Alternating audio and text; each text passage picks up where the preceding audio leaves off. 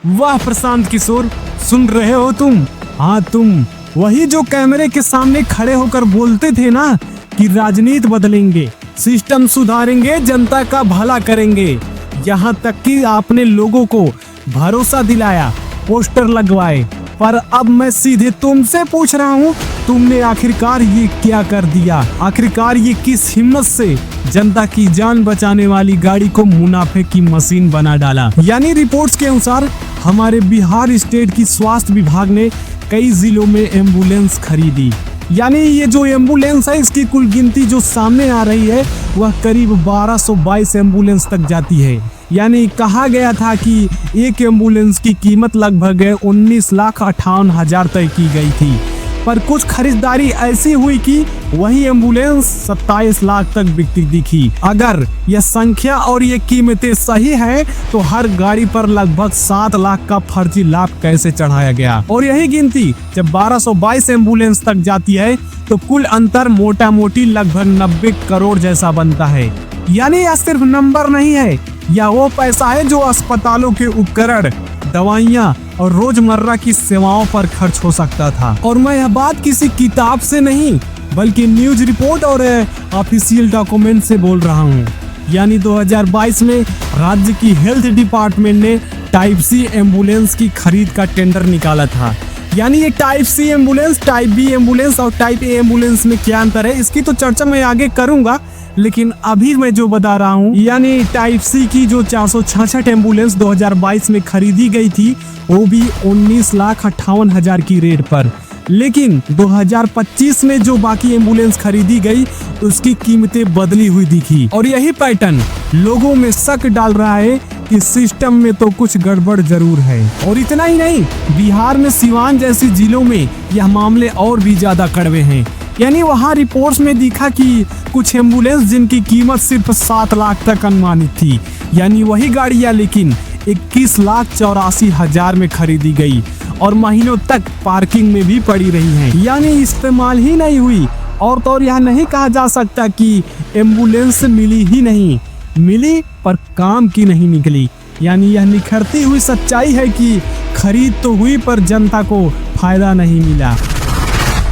तो अब मैं सीधे सीधे पूछ रहा हूँ प्रशांत किशोर, तुम तो बिहार सरकार के गवर्नेंस एडवाइजर भी रहे हो, क्या तुमने यह सब नहीं देखा? क्या तुम्हें यह नहीं दिखा कि ये बोली किस तरह से तय किए जा रहे हैं? ये कौन है जो सिस्टम का हिस्सा बन रहे और कौन किस कंपनी को फायदा दे रहे? अगर तुमने देखा तो यह चुप्पी क्यों? और अगर नहीं देखा तो फिर तुम्हारा सलाह देना किस काम का था? यानी 2022 में 466 टाइप सी की एम्बुलेंस का बैच जिसकी कीमत 19,58,000 प्रति यूनिट थी और 2025 में वही कीमत लगभग 27 लाख प्रति यूनिट तक पहुंची। और तो 2021 सिवान केस जो गाड़ी 7 लाख के मॉडल में थी वो 21,84,000 में खरीदे गए और तो और अनयूज्ड रहे। यह पुराना एग्जाम्पल दिखाता है कि पैटर्न किस तरह ओवर प्राइस्ड हो रहा है। यानी इन सब का मतलब साफ है कि स्पेसिफिकेशन बदलना, बाइडिंग रूल्स को इस तरह सेट करना कि कुछ ही कंपनीज क्वालिफाई करें और फिर वही कंपनीज हाई प्राइस पर सप्लाई करें। और तो कभी कभी एक्सप्रेशन दी जाती है कि डिफरेंस मॉडल, एडिशनल फिटिंग या एडवांस लाइफ सपोर्ट सिस्टम की वजह से प्राइस बढ़ा, पर मीडिया और कंपैरेटिव मार्केट डाटा दिखाते हैं कि उसी तरह के मॉडल दूसरे राज्यों में कम दाम पर मिले हैं। यानी यह प्राइस की तुलना लोगों के दिमाग में जरूर सवाल खड़ा करती है कि क्या बिहार में कीमत हाई कर दी गई थी इसके फायदे के लिए? पर मैं आपको बता दूं, जो सरकार ने टाइप सी एम्बुलेंस का जिक्र किया है, यानी टाइप सी का मतलब बेसिक लाइफ सपोर्ट के साथ एक स्टैंडर्ड सेटअप देना। पर कुछ रिपोर्ट्स में ऐसा दिखा कि जो मॉडल फोर्स मोटर्स कंपनी ने दिया वही मॉडल उड़ीसा या उत्तर प्रदेश में कम दाम पर दिया गया।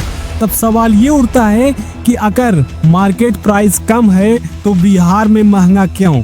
यानी इसका जवाब अप्रूवल प्रोसेस में छुपा है। यानी कई बार टेंडर की जो टेक्निकल लिस्ट होती है उसे ऐसे लिखी जाती है कि जैसे कुछ बड़ी मैन्युफैक्चरिंग की बोली इंटेंसली रिजेक्ट किए जा सके। यानी जैसे यदि किसी डिजाइन में एसी वाला ड्राइवर केबिन था तो उसे जरूरी नहीं बताकर रिजेक्ट कर देना।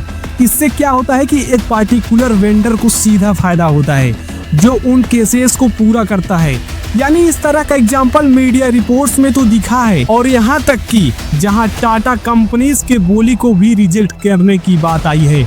अब तुम ही बताओ यह कॉन्सिडेंस है या डिजाइन है। और इतना ही नहीं, कुछ ऐसी भी गाड़ियां बाहर खड़ी पड़ी थी जिनमें इक्विपमेंट भी नहीं पाया गया था, यानी कुछ एक साल के अंदर ही जो गाड़ियां थी अनसर्विसेबल पाया गया।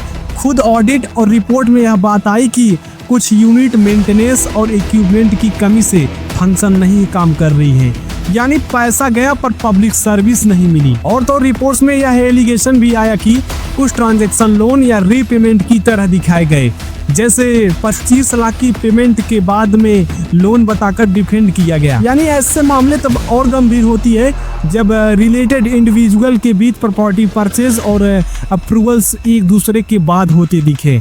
यानी यह पैटर्न लोगों को इसलिए डरा देता है कि ये सप्लाई ही नहीं है, बल्कि कुछ के बदले कुछ, उसके बदले कुछ और, यानी क्विड प्रो क्यू बनकर निकल रहा है। यानी प्रशांत किशोर, मैं आपसे सीधे पूछ रहा हूँ हाथ जोड़कर, आखिरकार तुमने ये क्या कर दिया? आखिरकार कब और किसकी रिकमेंडेशन पर ये सारी जानकारी बदले? किसने आपको बोली रिजेक्ट करवाया? किसने अप्रूवल दी? और कौन सा ऑफिसर कौन सी डेट पर किस केस के तहत सेलेक्ट हुआ? और सबसे जरूरी, वह एक्स्ट्रा पैसा कहाँ गया? क्या वो मेंटेनेंस कॉन्ट्रैक्ट बनाकर गया, या किसी पर्सनल अकाउंट में आया, या किसी प्रॉपर्टी के रीपेमेंट में चला गया? बस जनता को एक सच्चा हिसाब चाहिए, यानी परचेज ऑर्डर से लेकर फाइनल पेमेंट वाउचर तक का ट्रायल सब पब्लिक करना होगा। यानी जब तुम कहते हो कि सिस्टम चोर है तो मैं इस बात से सहमत हो सकता हूँ, पर भी अभी तुम बताओ उस सिस्टम को कौन चला रहा था? क्या तुम्हारे सलाहकारों ने कभी सिस्टम की वीकनेस को पब्लिक हाईलाइट किया? क्या तुमने कोई इंटरनल ऑडिट मांग करवाई? अगर नहीं तो फिर तुम्हारा रोल सिर्फ है प्रशांत किशोर का रहा है।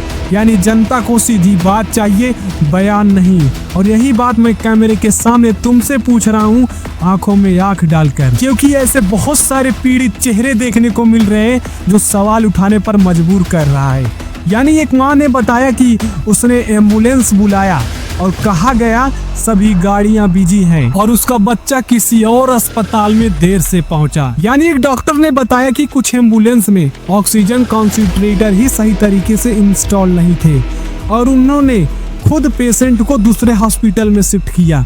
यानी यह सिर्फ मजाक नहीं है, बल्कि न्यूज रिपोर्ट और लोकल इन्वेस्टिगेशन में भी ऐसी कई केसेस दर्ज है, और बताते हैं कि इस एम्बुलेंस की खरीद केवल पेपर वर्क का खेल नहीं है, बल्कि यह लोगों की जान का मामला है। और वहीं फिर सिवान वाली घटना, जहां कई एम्बुलेंस यूज ही नहीं हुई। यानी यह दर्शाती है कि पैसा तो खर्च हुआ पर सर्विस ग्राउंड लेवल पर नहीं पहुंची। यानी इतने रुपए जो खर्च हुए वो इंफ्रास्ट्रक्चर पर लगाए होते तो कितनी आईसीयू बेड्स बन जाते, कितने ऑक्सीजन कॉन्सेंट्रेटर खरीदे जा सकते थे, पर पैसा चला गया, इस्तेमाल नहीं हुआ। यानी यह अपराध है, और यह अपराध किसी छोटी नजर से नहीं देखा जा सकता। यानी प्रशांत किशोर, तुमने ये जो सब स्ट्रेटेजी बनाई, जो बातें कही, उन सब का वेट तुम पर भी है। अगर तुम सच में सिस्टम बदलना चाहते हो तो पहले खुद की अकाउंटेबिलिटी दिखाओ, पब्लिक करो, और इसकी trial, purchase order, bidders list, technical specification, delivery receipt, payment और मेंटेनेंस रिपोर्ट सब खुलकर दिखाओ। तब हम बात करेंगे रिफॉर्म की।